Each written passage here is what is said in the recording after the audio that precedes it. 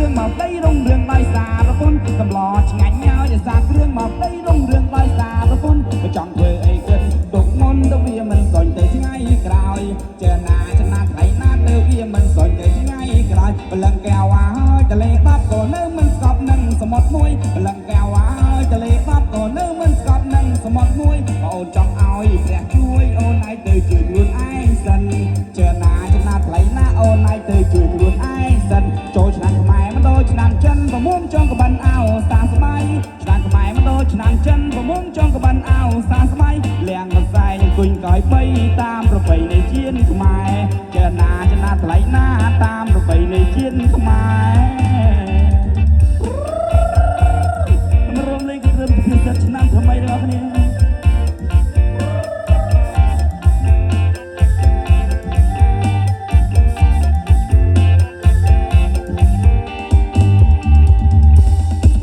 ចេញពីគំនិតបុរាណបានគិតបានស្វែងយល់រើសពីលអល់អផ្ដាល់យកបបមេចាស់ត្រូវខ្វល់ត្រូវយល់នៃក្រុមមនុស្សកើតមកតែងមានទុកខ្វល់ចិត្តមិនសោះក្នុងសន្តានទោះមានក្រក៏ជាមិនបានដូចគ្នាបុរាណបានប្រដៅចូលកូនខំញ៉ាំដើមបីរស់តែមិនទៅរស់ដើមបីញ៉ាំពាក្យចាស់ណែនាំត្រូវចង់ចាំរកគ្រប់ប៉ុនដាំផ្ដាំតគ្នាក្រុមមនុស្សកើតមកត្រូវតែរៀនដើម្បីជាស្ពានចំឡងផ្លូវទៅជាស្អប់ពើមភាពងងខ្លៅឲ្យម៉ែ